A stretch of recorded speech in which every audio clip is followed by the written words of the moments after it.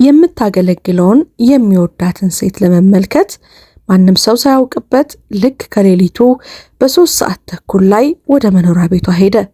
ከቅንጦት መኪና ወረደ። እናም እዛ ሲደርስ ያየው ነገር አስገርሞታል። የተሰባበረ የፈረሰ ቤት እያየ በውስጡ አንድ እንግዳና ከባድ ስሜት ይሰማው ጀመረ። ከዚህ በፊት ድህነትን አይቶታል። ድህነትን በደንብ ያውቀዋል። ነገር ግን ይህን ያህል ይለያል ብሎ ፈጽሞ አላሰበም። እሱ ከሚያውቀው ድህነት ይሄኛው እጅግ የከፋ ነው። ምክንያቱም ይህ ቤት በየቀኑ ያለመታከት የምታገለግለው ሴት ቤቷ ነበረ። ወደ ታሪኩ ከመግባታችን በፊት እስከ ቪዲዮ መጨረሻ ድረስ አብራችሁ እንድትቆዩ በአክብሮት እንጋብዛለን። ምክንያቱም ዛሬ ለየት ያለ የሽልማት ፕሮግራም ይኖረናል።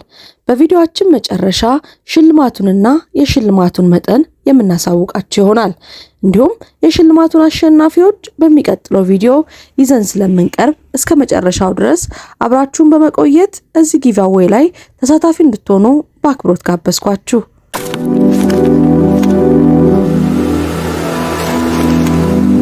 ሳይነግራት በድንገት ያውን በምሽት በሰዓት እላፊ አለቃዋ አሰሪዋ ቤቷ የሄደባት ሰራተኛ አሰሪዋን ስታየው በጣም ግራ ተጋባች፣ ደነገጠች። እጆቿ መንቀጥቀጥ ጀመሩ። አጠገቡ በዝምታ ቆማለች። ማፈር እንዳለባት ወይም ዝም ማለት ብቻ እንዳለባት ሁሉም ነገር ግራ ገብቷታል። ለምን መጣ? ያውን በምሽት በጣም ግራ ተጋብታለች። እንደ ሁል ጊዜውም ግድግዳዎቿ ተንጠልጥለዋል። ጣሪያው ሊወድቅ የተቃረበ ነው። በሩም ለዓመታት ያልተጠገነ የተሰባበረ። ሆኖም ግን አሁንም ቢሆን ቤት ተብሎ ይጠራል። እርሷ ትኖርበታለች። ውድ ጫማዎቹ አቧራውን መሬት እየጠረጉ ጥቂት እርምጃዎችን ወደፊት ተራመደ። ይህ በሱ ዓለም ውስጥ ፈጽሞ የማይታሰብ ነገር ነበረ። ሰራተኛዋ እውነቱን እንዳያይባት በመፍራት አይኖቿን ደበቀቻቸው። ወደ መሬት ደፋች። እስከ ዛሬ ከፈገግታዋ በስተጀርባ ተደብቀው ነበረ። በውስጡ ምንም የለም ማለት ይቻላል። አንዲት አልጋ፣ ያረጀ ወንበርና ግድግዳው ጥግ ላይ የተቀመጠ በግድ የቆመ የማብሰያ ምድጃ። እንደምንም ይህንን ሲያይ ትንፋሹን ይዞ ቆመ። ለመረጋጋት ሞከረ። በየቀኑ ጠረጴዛውን በተለያየ ምግብ አስባ የምታቀርብለት ሴት ማታ ለራሷ የምትበላው እንኳን እንደሌላት ተመለከተ። በመካከላቸው ያለው ዝምታ ከማንኛውም ቃል በላይ እየከበደ መጣ። ይህንን ሁሉ ተቆጣጥሮ በሚኖረው አእምሮ ውስጥ የጥፋተኝነት ስሜቱ ቀስ በቀስ እያደገ መጣበት። ለመጀመሪያ ጊዜ በሕይወቱ ጥንካሬ አልባነት ተሰማው። ራሱን በጣም ትንሽ አድርጎም ተመለከተው። ሀብቱ ሁሉ ከዚህ ድምፅ አልባ ስቃይ ፊት ምንም እንዳልሆነ ተሰማው። ባዶ ከንቱ ሆነበት። እሷን ለመመልከት ዞር ሲል ከዚህ በፊት አይቶት የማያውቀውን ነገር በአይኖቿ ውስጥ አስተዋለ። ለዓመታት ተደብቆ የኖረ ስቃይ። በተሰበረው ወንበር ላይ ቀስ ብሎ ተቀመጠ። አቀማመጡ እንደ ድሮው በራስ መተማመን የሚታይበት አልነበረም። የዚህ ቦታ ከባድነት ኩራቱን ሙሉ በሙሉ ያጠፋበት ይመስላል። ሰራተኛዋ ባጠገቡ ቆማለች። መቆየት ወይም መውጣት እንዳለባት ግራ ገብቷታል። ዝምታዋ ልትሰበስበው ከምትችለው ከማንኛውም ቃላት በላይ ይበልጣል ይናገር ነበረ። እንደገና ዙሪያውን ተመለከተ። በዚህ ጊዜ ግን በጥንቃቄ ነበር እየተመለከተ የነበረው። በሕይወቱ ሙሉ እንደሷ ባሉ ሰዎች ላይ ችላ የተባሉ ጥቃቅን ዝርዝሮችን በሙሉ አስተዋለ።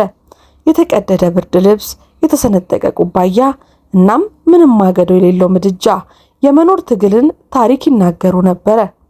ከዚህ በፊት ለመረዳት ሞክሮ አያውቅም ነበረ። አንድም ቀን አማራ እርዳታ ጠይቃ ወይንም ይህንን እውነታ በስራ ቦታ ላይ አሳይታ እንደማታውቅ ሲረዳ ጣቶቹን አጠላልፎ ያሻቸው ጀመረ። ሰራተኛዋ በመጨረሻ ቀና ብላ ለአፍታ አየችውና እንደገና አይኖቿን ሰበሰበች። የአይን ግንኙነት ማድረግ እንኳን የምትፈራውን መስመር ማለፍ መስሎ ይታያት ነበረ። እርሷ በዚያ ቆማ በዝምታ ትመለከተው ጀመረ። እርሱ ግን በአንድ ወቅት ስለ ቀዘቀዘ ቡና እንዴት ያማርር እንደነበር አስታወሰ። እርሷ ምናልባት በዚያ ቀን የራሷን ረሃብ እየደበቀች ነበር። ከትላንትናው ይልቅ የከበደ ጥልቅ ትንፋሽ ከደረቷ ወጣ። ቀስ በቀስ የጸጸት ስሜት በአንድ ወቅት በቀላሉ ይዞት ይጓዝ የነበረውን ትዕቢት እየተካው መጣ። በዚህ ጊዜ አንድ ነገር ለመናገር ሞከረ፣ ግን ምንም ቃል ካፉ ሊወጣ አልቻለም። ምክንያቱም ለመጀመሪያ ጊዜ ምን ማለት እንዳለበትና ምን ቢል ትክክል እንደሆነ ሊያውቅ አልቻለም ነበረ። በዚህ ጊዜ ሰራተኛዋ በገዛ በፈራረሰ ዓለማ ውስጥ እንኳን በየቀኑ የምታደርገውን አይነት አገልግሎት እየሰጠችው በትንሽዬ ጠረጴዛዋ ላይ ትኩስ ሻይ በማቅረብ ያስቀመጠችለት። ያ ቀላል ተግባር ከማንኛውም ነገር በላይ በረታበት። ምክንያቱም እዚህ ቦታ ላይ እንኳን የደረሰባትን መከራ ከመግለጽ ይልቅ እሱን ማክበር መርጣለች። በዚያ ቅጽበት እውነቱ ከባድ ብቻ እንዳልሆነ ተገነዘበ። ምንም ያህል ቢሞክር ከእንግዲህ ችላ ሊለው የማይችለው ነገር ነበረ። ኩባያውን በቀስታ አነሳው። ነገር ግን እጆቹ እንደ ድሮው የጸኑና ጠንካራ አልነበሩም። የዝምታዋና የትግሏ ከባድነት እስከ ነፍሱ ድረስ የደረሰ ይመስላል። አዝኖላታል። ሰራተኛዋ ራቅ ብላ ቆማ ትመለከተው ነበረ። ፊቷ የተረጋጋ ቢሆንም አይኖቿ ግን የዓመታትን ስቃይ ተሸክመዋል። ምንም እንዳይባት ፈቅዳ አታውቅም ነበረ። ሻዩን አንድ ጊዜ ብቻ ቀምሶ ቆም አደረገው። ይቺ የሻይ ቅጠል እርሱ ከሚገምተው በላይ ዋጋ እንዳስከፈለቻትም ተገንዝቧል። በሱ ምቹ ዓለም ውስጥ ምግብ ያባከነባቸውን፣ ምግቦችን የጣለባቸውንና ምግብ የሌላቸው ሰዎች ሳያስብ ያማረረባቸውን ጊዜያት በአይምሮ መለስ ብሎ አሰባቸው። ጸጥ ያለ የጥፋተኝነት ስሜት በውስጡ ጠቅልሎ ሰፈነበት። ከፍተኛ ወይም አስደናቂ አልነበረም፣ ነገር ግን በደረቱ እንዲናጠብ እንዲጨነቅ ለማድረግ በቂ ነበረ። ሰራተኛዋን ለመጀመሪያ ጊዜ በቀስታ ተናገረች። ያላት እሱ ብቻ እንደሆነ ገለጸችለት። ድምጿ የጸና ቢሆንም ምንም ማብራሪያ የማይፈልግ እውነታን የያዘ ነበረ። እንደገና ተመለከታት። በዚህ ጊዜ በትኩረት ነበር ያያት። በፊቷ ላይ ያለውም ድካም፣ በጸጥታ ጠባይዋ በስተጀርባ የተደበቀው ጥንካሬዋን አስተዋለ። ለዓመታት ለሱ የማይታይ ሰው ነበረች። ሰራተኛ ብቻ፣ ረዳት ብቻ። ፈጽሞ ሊረዳው የሚገባ የሰው ልጅ ታሪክ አልነበራትም። ያ መረዳት ከማንኛውም ነገር በላይ አሳመመው። ምክንያቱም ችግሩ የእርሷ ሁኔታ ብቻ አልነበረም። ይህንን ርቀት የፈጠረውን የእርሱ እውነትም ነበረ።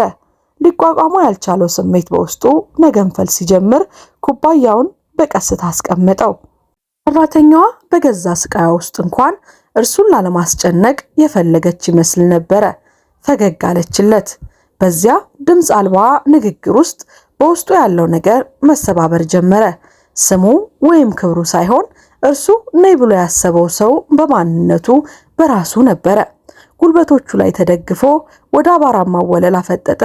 ከዓመታት በፊት ሊያገኘው ይገባ የነበረውን መልስ እንደሚፈልግ ሁሉ ሰራተኛዋ በጸጥታ ወደ ኋላ ፈገፈገች። በሁኔታው ሁሉ ራሷን ማሳነስ ለምዳ ነበረ። እንቅስቃሴዋ ረጋ ያለ ነው። በየማለዳው ሰላምታ የምትሰጥበትን መንገድ አስታወሰ።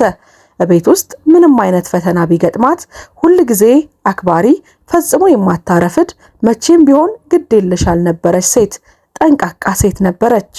እርሱ በቅንጦት ውስጥ ሲኖር፣ እርሷ ግን ሁለተኛ የመከራ ህይወት እየኖረች እንደነበረ እርሱ ግን ፈጽሞ እንዳላስተዋለ ከባድ መረዳት መጣበት።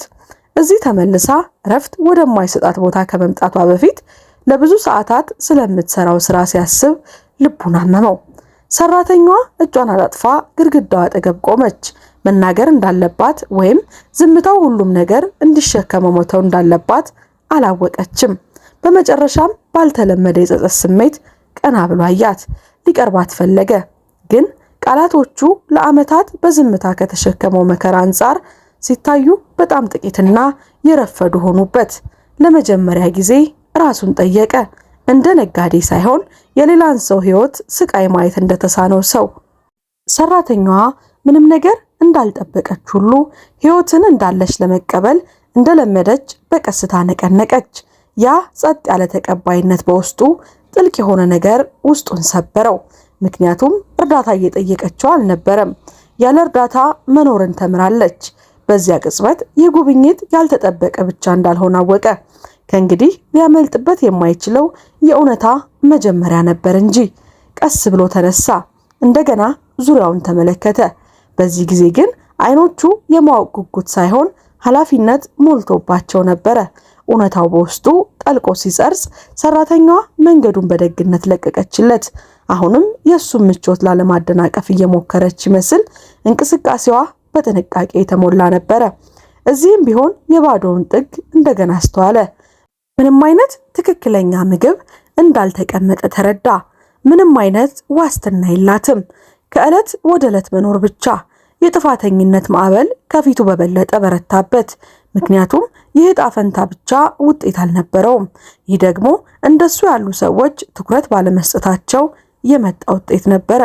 የእርሷን ሕይወት በእውነት ለማየት ቢጨነቅ ኖሮ ይህንን ምን ያህል በቀላሉ መለወጥ ይችል እንደነበረ እያሰበ ጥርሱን ነከሰ። ሰራተኛዋ በመጨረሻ ድምጿን አውጥታ ደህና እንደሆነች በቀስታ ተናገረች። እነዚያ ቀላል ቃላት በግዳጅ መረጋጋት በስተጀርባ የዓመታት የተደበቀ ትግልን የያዙ ነበሩ። ራሱን በቀስታ ነቀነቀ። ከቃላቶቹ ጋር ለመስማማት ሳይሆን ከራሱ ጋር ለመሟገት ነበረ። ምክንያቱም ደህና ነኝ የሚለው ቃል የገነባችው ጋሻ ብቻ እንደሆነ ያውቃል። አይኖቹ ወደ ዛሉት እጆቿ አመሩ።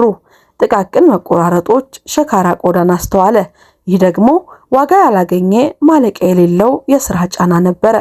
ለመጀመሪያ ጊዜ አገልግሎት በማግኘቱ አፈረ። ሌሎችን ምን ያህል ዋጋ እንደሚያስከፍል ሳይጠይቅ በምቾት በተደሰተበት እያንዳንዱ ቅጽበት ወደ ኋላ ተመልሶ አፈረ። በመካከላቸው ያለው ዝምታ እየጠነከረ መጣ። አሁን ግን ባዶ አልነበረም። ሁለቱም በግልጽ በሚረዱበት ባልተናገሩ እውነቶች የተሞላ ነበረ። በመቀጠል የሚናገረው ነገር የእሷን ሕይወት ብቻ ሳይሆን የእሱንም ጭምር ሊለውጥ እንደሚችል ስላወቀ ራሱን ለማዘጋጀት ይመስል በጥልቀት ተነፈሰ። በዚያ ቅጽበት ድምፁ መጨረሻ ተመለሰ። እንደ ባለስልጣን ሳይሆን ፈጽሞ ችላ ሊሎ የማይገባውን ነገር ለማስተካከል እንደሚሞክር የሰው ልጅ። ወደ በሩ አንድ ረጋ ያለ እርምጃ ተራመደ። ከዚያም መሃል መንገድ ላይ ቆመና አሁን መውጣት ማለት በመጨረሻ ከተጋፈጠው እውነት መሸሽ ማለት እንዳልሆነ ሁሉ። ሰራተኛው ከበስተጀርባው በዝምታ ቀረች። መገኘቷ ረጋ ያለ ግን የራቀ ነበረ። ምንም ነገር በእውነት እንደማይለወጥ አስቀድሞ እንደተቀበለ ሰው። እንደገና ወደ ኋላ ዞረ። አይኖቹን ክፍሉን እያንዳንዱን እይታ ባይምሮ መዘገበ። ይህንን ቅጽበት ዳግመኛ መርሳት የማይፈልግ ይመስላል። በሕይወቱ ለመጀመሪያ ጊዜ የዛ ስኬቱ ደስተኛ ሳይሆን ቀረ። ከጎኑ ሌሎች እየተሰቃዩ ከሆነ ስኬት ምን ማለት እንደሆነ ራሱን ጠየቀ። ትርጉም አጣበት። ሰራተኛዋ ነጠላዋን በቀስታ አስተካከለች። እንቅስቃሴዋ ቀላል ቢሆንም ምንም እንኳን ችግር ቢኖርባትም ለመለመን ፈቃደኛ ያልሆነች ሰው፣ ክብር ያላት ሴት። ያንን ጥንካሬዋን አስተዋለ። ይህም በጥልቀት ወደ ውስጡ እንዲመለከት አደረገው። ምክንያቱም ምንም አልነበራትም። ሆኖም ግን እርሱ ከሚያውቃቸው ከብዙ ሰዎች ይልቅ የላቀ የራሷን የማክበር ስሜት ነበራት። ጥልቅ ትንፋሽ። በዚህ ጊዜ ግን የጥፋተኝነት ስሜት ብቻ አልነበረም፣ እያደገ የመጣ ውሳኔ እንጂ። ሰራተኛዋ በፊቱ ላይ ያለውን ለውጥ አይታ በመገረም እንደገና ቀና ብላ አየችው። የተለየ ነገር፣ ከዚህ በፊት አይታ የማታውቀውን ነገር አስተዋለች። ድምፁ ዝቅተኛ፣ የጸና ነበረ። ነገር ግን በስልጣን መረጋገጥ የማይፈልገውን ያልተለመደ ነገር ይዟል። ዛሬ ያየው ነገር ከእንግዲህ ችላ እንደማይባል ነገራት። ያ የተዘጋ መጋረጃ በመጨረሻም ተቀዷል። በዚህ ቅጽበት አየሩ በትንሹ የተቀየረ መሰለ። ምክንያቱም ይህ ከእንግዲህ ጉብኝት ብቻ አልነበረም፣ የእውነተኛ ነገር መጀመሪያ ነበረ። ሰራተኛዋ ላፍታ ደንዝዛ ቆመች። በትክክል እንደሰማችው እርግጠኛ አልነበረችም። ምክንያቱም በሕይወቷ ውስጥ ተስፋዎች ጥቂት ነበሩ፣ ተጠብቀው የሚኖሩት ደግሞ ይበልጥ ጥቂት ነበሩ። የተከበረ ርቀትን ጠብቆ ወደ እርሷ ቀረበ። ድምፁ ረጋ ያለ ግን ጠንካራ። ይህ በረከት ሳይሆን ሊያከብረው የወሰነው ውሳኔ መሆኑን ያሳያል። ተስፋ ለእሷ እንግዳ ነገር ስለነበረባት አትጠብቀው ዘንድ ራሷን አሰልጥናለች። በዚህ ጊዜ ከፍርሃት የተነሳ ሳይሆን አይኖቿን እንደገና ወደ ታች ደፋቻቸው። ያንን ማቅማማት አስተዋለ። ይህም ይበልጥ አሳመመው። በማንኛውም ነገር ላይ በማንም ላይ ሳትደገፍ መኖር እንደተማረች ሲረዳ ክፍሉን እንደገና ጸጥታ ሞላው። ነገር ግን በዚህ ጊዜ አዲስ ነገር ይዞ ነበረ። ሁለቱም ገና ሙሉ በሙሉ ያልተረዱት ደካማ ጅምር። ከእንግዲህ ትግሏን መደበቅ እንደሌለባት ነገራት። ቃላቶቹ የጸኑ ነበሩ። በምጸት ወይም በጊዜያዊ እፎይታ ምትክ ክብርን የሚሰጡ። በውስጧ በጸጥታ እየተነሳ ያለ ማዕበል ቢኖርም ሰራተኛዋ ስሜቷን ተቆጣጥራ ለመቆየት ስትሞክር ጣቶቿ በትንሹ ጠበቁባት። ሁሉንም ነገር ብቻዋን ተሸክማ ነበረ። አሁን ግን በመጨረሻ አንድ ሰው ያንን እውነታ ያለ ፍርድ እያየላት ነበረ፣ ያለ ትዕቢት። ለውጡ በደረጃ በደረጃ እንደሚመጣ አረጋገጠላት። እንደ ውለታ ሳይሆን እንደ ሰው ልጅ በሕግ የምታገኘው ነገር እንደሆነ ነገራት። እንባዎቿ ቀስ ብለው በዓይኖቿ ውስጥ መፍሰስ ጀመሩ። ነገር ግን ደካማ ሆና እንዳትታይ ወዲያውኑ ደግሞ ከፊቷ ጠራረገቻቸው። በእንደዚህ አይነት ተጋላጭ ቅጽበት እንኳን ያንን ጥንካሬዋን አከበረላት። እሷ መዳን የሚገባት ሰው ሳትሆን በተሻለ ሁኔታ ለመኖር ትክክለኛ እድል የሚያስፈልጋት ሰው መሆኗን ተገነዘበ። እዚያ በዝምታ ሲቆሙ በመካከላቸው አንድ ነገር ተቀየረ። ከእንግዲህ ቀጣሪና ሰራተኛ አልነበሩም። በመጨረሻም እርስ በርሳቸው የሚረዱ ሁለት የሰው ልጆች እንጂ። ለመጨረሻ ጊዜ ዙሪያውን ተመለከተ። አሁን ግን አይኖቹ ድንጋጤን ሳይሆን ዓላማ ነበራቸው። ይህ ታሪክ በዚህ እንደማያበቃ አስቀድሞ እንደወሰነ ሁሉ ሰራተኛዋ በዝምታ ቆማለች። አቀማመጧ አሁንም ትሁት ነበረ። ነገር ግን በውስጧ ያለ አንድ ትንሽ ነገር በውስጧ ተቀይሯል። ልክ አንዲት ትንሽዬ ብርሃን በመጨረሻ ቦታ እንዳገኘች ሁሉ ስልኩን አወጣና ቆም አለ። ይህ ቅጽበት ስለ ፈጣን መፍትሄዎች ሳይሆን በሕይወቷ ውስጥ ዘላቂ ለውጥ ስለማምጣት እንደሆነ ተገነዘበ። በምትኩ ይህ ቤት እንደሚጠገን፣ ሕይወቷ እንደሚሻሻልና ዳግመኛ መደበቅ እንደማይኖርባት በግልጽ ነገራት። ልቧ እየመታ በዝምታ አዳመጠችው። ከፍርሃት የተነሳ ሳይሆን ከብዙ ጊዜ በፊት ቀብራው የነበረው ስሜት ጋር የተነሳ የመለወጥ እድል የማግኘት ስሜት። ስራዋ በክብር በተሻለ ክፍያና በትክክለኛ እንክብካቤ እንደሚቀጥል አረጋገጠላት። ምክንያቱም ክብር ፈጽሞ እንደ ምርጫ ሊታይ አይገባውም። ሰራተኛዋ በመጨረሻ ቀና ብላ አየችው። አይኖቿ በጸጥታ እንባ ተሞልተዋል። የድካም ሳይሆን ፈጽሞ ይሰማኛል ብላ ያላሰበችው የእፎይታ ስሜት እንባ መጣባት። ምስጋናን ባለመፈለግ ራሱን በትንሹ ነቀነቀ። ምክንያቱም ይህ ደግነት አልነበረም። ከዛሬ በፊት ረጅም ጊዜ ሊያደርገው ይገባው የነበረ ለእርሷ ለአገልግሎቷ ትክክለኛ ክፍያ ሊከፍላት የነበረ የራሷ ክፍያ እንጂ። እንደገና ሰላማዊ ስሜት አዘፈነ። አሁን ግን ከባድ ሳይሆን የተረጋጋ ነበረ። ሁለቱም ይህ ቅጽበት ሁሉንም ነገር እንደቀየረው ተረድተዋል። ወደ በሩ ዘወር አለ። ነገር ግን በዚህ ጊዜ የመሄድ ስሜት አልተሰማውም። ምክንያቱም የእሱን አንድ አካል አስቀድሞ እዚያው ቀርቷል። ሰራተኛዋ ሲሄድ ተመለከተችው። ፊቷ የጸና ቢሆንም በውስጧ ግን አንድ ጠንካራ ነገር እንደተወባት እንደ አዲስ እንደተገነባ ጅማሮ እየተሰማት ነው። ከዓመታት ድምፅ አልባ ትግል በኋላ አንዳንድ ታሪኮች ለዘላለም አሻራቸውን ጥለው ያልፋሉ።